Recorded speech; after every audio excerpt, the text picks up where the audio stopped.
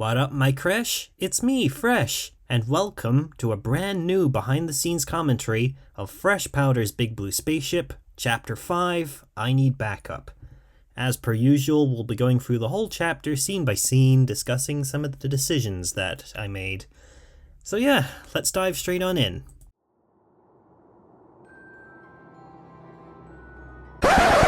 Yes, so I already have something to say because this little bit of music in the intro, I don't know what music it is. It's just called Frost Waltz by Kevin MacLeod. Oh, okay, one of his. Okay, well, I really like it because obviously everything's been action-packed and a lot of information dump and all that stuff, and this is like, a nice ease into a new chapter. Like, I really like this sort of connects it. Like, Yeah. I really like this, like, simple 9-second intro. It just works with the skills of it, so Yeah. I like it. Also, once again, I've recycled this shot of this preserver flying by from previous chapters, so yeah.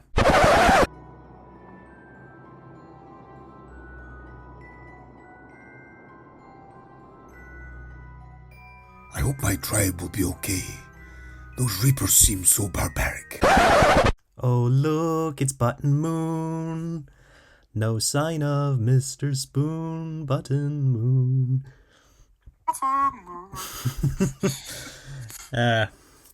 Yeah, I figured if we're going to be traveling through space, I thought I'd throw in a few Easter eggs here and there, and of course, Button Moon, classic children's show from the 80s, so yeah, why not? Much like the clown tent that was headed to Earth in one of the other ones. Oh, don't worry, we'll get to that in the next chapter.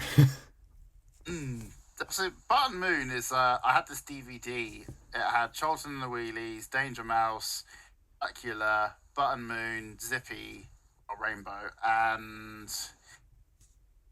the last one I've just forgotten. But yeah, that's how I know about Button Moon. Yeah. Also, speaking of which, I was actually going to have an instrumental version of the Button Moon theme song playing in the background of this opening, but I backed out last second, so that's why we have this Kevin MacLeod music playing in the back. So if you start the video at the same time as any episode of Button Moon, you can actually time the intro to when Button Moon actually shows up in the sky, so there's that. Yeah. The Reapers left Skara just a few moments ago, and they aren't even pursuing us now. Foreshadowing. Yes, indeed. Because if you remember, in the last chapter, at the end of it, the Reapers decided to start going after the individual crewmates. So, this explains why the Reapers aren't chasing them in this chapter, because they're going off to find Shadora, wherever she may be. It's very good. It's good to have these. I like how they all connect really well. Mm-hmm. It's wonderful to have you back, Shatterback.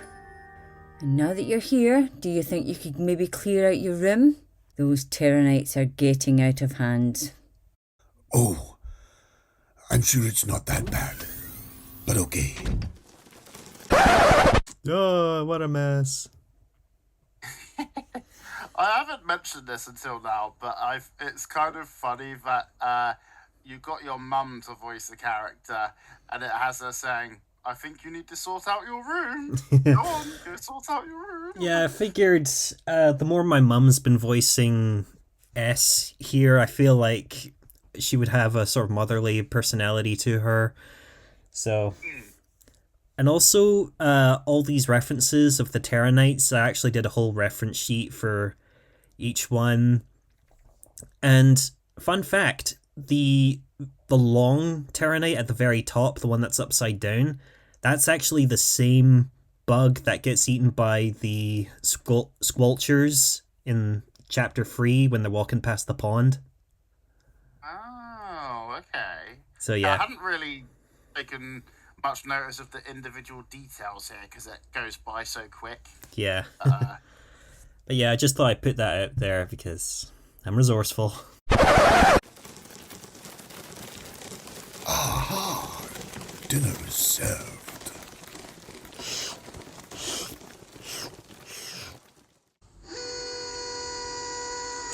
Medic, we need your help.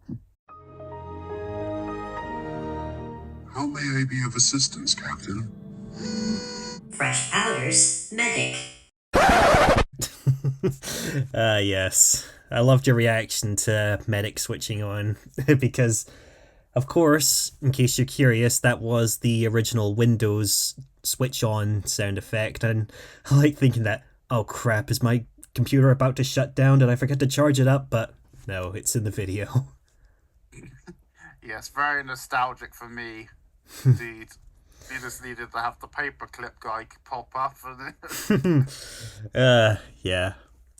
So, the design of the hallway, just before this, do you have any inspiration for that? Because I watched a video, a fan made one of Fox and Crystal, and it looks very reminiscent of that.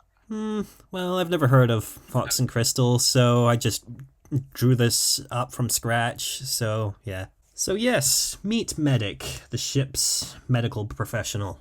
Yes. Open the Bombay doors, Medic.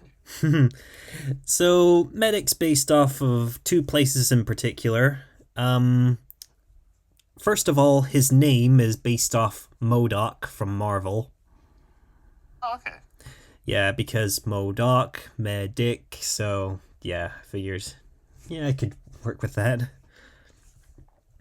Also, his design in general, I've mentioned Flight of the Navigator before, but his actual face and head unit is based on Max, the ship's computer from Flight of the Navigator, so yeah. Oh, okay. Medicinal expert designed initially for curing. We have 2 casualties here. Do you think you can treat them?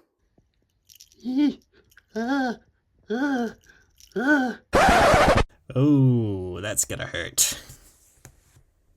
Yes, indeed. You can feel the soreness. Yeah. So, although you can't really tell because of the filter, but I actually have got Lefty wearing a red pair of eyes in this clip. Okay.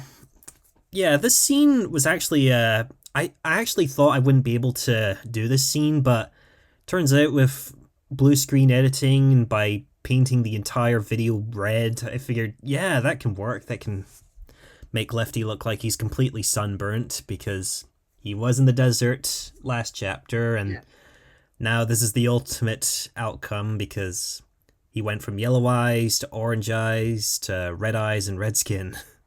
Yeah, it paid off. It works. Yeah.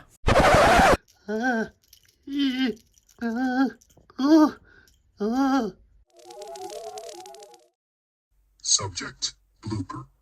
Analysis, punctured air sac and severely damaged voice box. Again, foreshadowing. It's interesting. I've got his original Cody name spelled out on my notes, but here you actually spell it out, the full blooper. Yeah, I have a habit of doing that at least once in the chapters, you know, just to help people pronounce their names. Like every once in a while, I'll put up the actual BLPR there, and other times I'll put in BLOOPER, just so people know that's how you pronounce it, even though it's spelt BLPR. So yeah. Yeah. And speaking of Blooper's voice box, I still haven't found a replacement voice for Blooper, so it's looking pretty likely that if the audio stories remain unchanged, then this could very well be him going mute.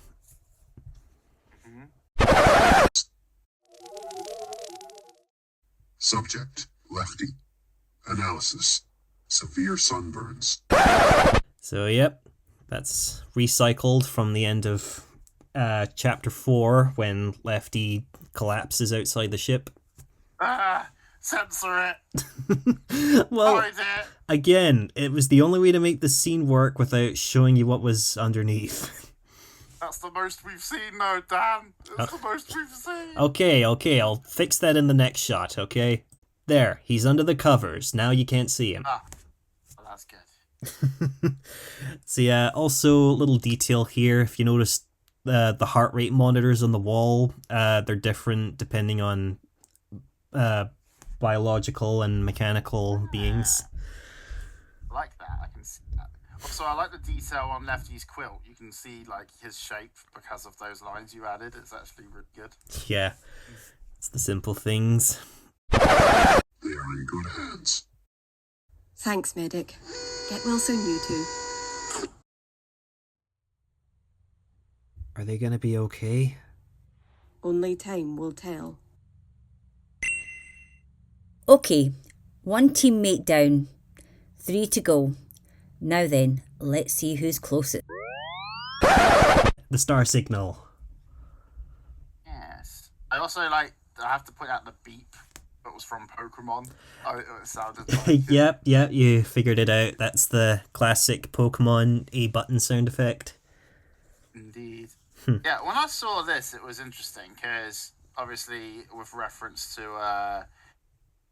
my recent Chapter 10 Part 1, like I said, the submarine now dawned Snake Staff's new emblem, and for a second I was like, have they got an emblem too? And it's like, oh, it's a warning. But yeah. Well, technically it's both, because this is the actual badge shape I designed for the star scent, because obviously I wanted to make it star shaped, and there's a white S and a backwards facing S for star scent. And if you look at the shapes between them, the big blue one is representing the Populous Preserver, and the 4 smaller grey ones represent the actual battleships. Ooh, I like it. So yeah, I figured I'd employ that into their badge. Yeah, it's a really well designed badge. I do like it. Yeah. What's the big deal? That's the star signal. It lights up when one of our teammates is in trouble. Hey. Tara? Is that you? Ma'am! Officer Grondag reporting for duty, ma'am! If you're regular here at my channel, you'll know that the voice of Tara is my girlfriend, Kirsty.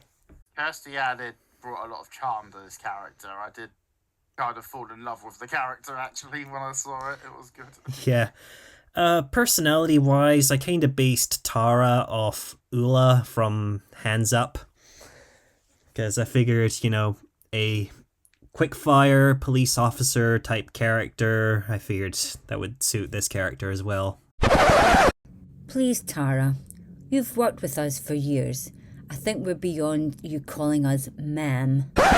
Spider-Man No Way Home joke here. Ah, I see. Yeah. Also, now, this isn't actually, it doesn't bother me or anything, it's just funny to point out, but speaking of stuff that got reused, there should be, how many times do you see Squidward in this pose in the video? Look, Squidward's a grumpy character, okay? There's not many images of him smiling, alright? It was just funny. I don't know why I was pointing it out in the reaction, but it's like, oh, it's him like that again. Yeah. Oh, right. Sorry. But still, it's been so long, Captains. How have you been? Oh, same as always, studying and protecting other life forms. How about you? I've still been using my ship to bring justice to the galaxy. I'm still keeping the team alive. You still fly the SS Turtle? So yeah, as that line suggests, Tara's still delivering justice to the galaxy in her ship, the SS Turtle. Yeah, I figured as a rogue police officer, she would still be solving crimes and such on her own, even if the team aren't there. Makes sense. I like the law. Yeah. Building.